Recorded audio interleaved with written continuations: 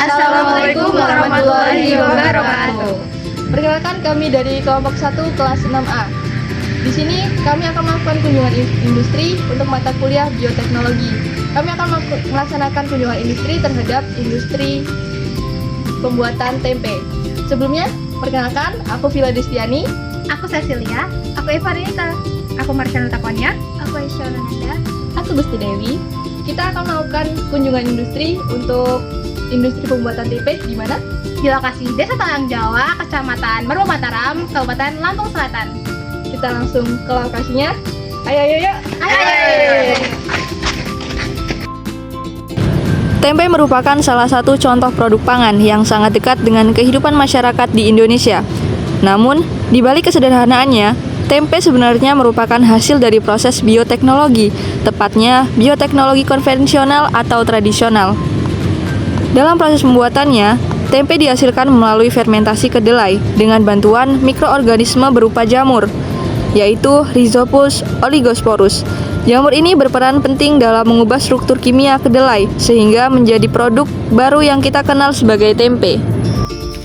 Dari perebusan kan ini direndam dulu 24 jam. Ya, dari perebusan direndam dulu 24 jam. Terus habis itu dicuci bersih kan?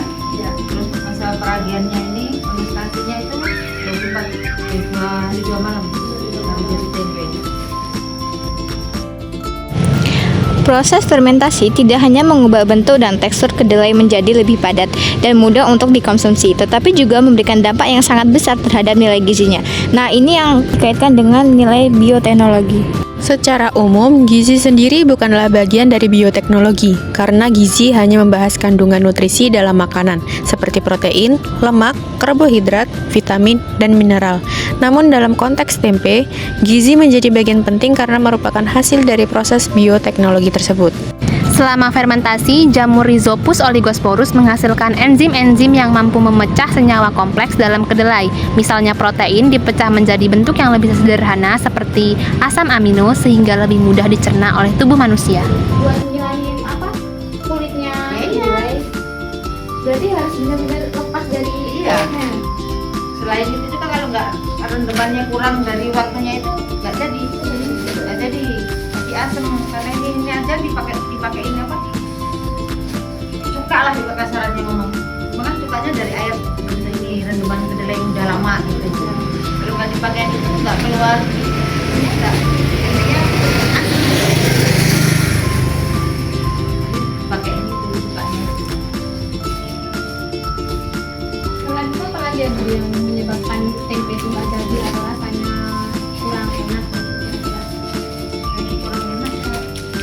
Ini belum bersih, buatannya nggak ini juga kadang bisa. Intinya yang paling penting bersih itulah, nggak bisa kena minyak, nggak bisa kena wangi-wangian, itu nggak bisa kita. Iya. Untuk ngebedain tempe yang bagus sama enggaknya nih? Ya kan dari rasa sama warna juga udah kelihatan. Kadang-kadang kalau ini musim hujan ya, musim hujan panas kan kita nggak, iya apa namanya? Cuaca kan nggak pasti ya, kadang panas, kadang ini, kadang-kadang hitam tempenya itu. Tapi rasanya tetap enak. Kita cuma paling warnanya aja. Jadi suhu panas Iya ngaruh. Iya. Kalau panas itu cepet ya, jadinya cepet. Kalau musim dingin kita pakai nutup. Makanya dari peragian itu kita bikin dari jam 1 kita kasih ya. Kalau penambahan lagi untuk tempe itu untuk apa ya tujuan? Ya kalau nggak ditambahin lagi nggak jadi. Kalau nggak dikasih lagi nggak jadi. Untuk penyimpanannya itu Bu, untuk penyimpanan itu perlu tempat khusus atau perlu Enggak, cuma kayak gini. cuma Ini ya, data di sini. kalau untuk tempe itu untuk kemasannya kan ini kan plastik ya Bu? Iya. Itu kadang dibolong-bolongin gitu. Ya dibolong, kalau nggak dibolong nggak jadi dia. Sampai 10 hari nggak jadi. Harus dibolongin.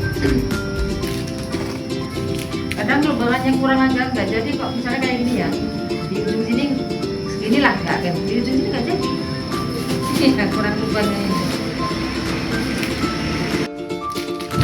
Selain itu, proses fermentasi juga dapat meningkatkan kandungan vitamin, terutama vitamin B kompleks. Bahkan, tempe diketahui memiliki kandungan vitamin B12 dalam jumlah yang kecil, yang biasanya jarang ditemukan pada makanan nabati. Tidak hanya itu, fermentasi juga membantu mengurangi zat antigizi dalam kedelai seperti asam fiktat yang dapat menghambat penyerapan mineral dalam tubuh. Dengan berkurangnya zat tersebut, maka penyerapan nutrisi menjadi lebih optimal.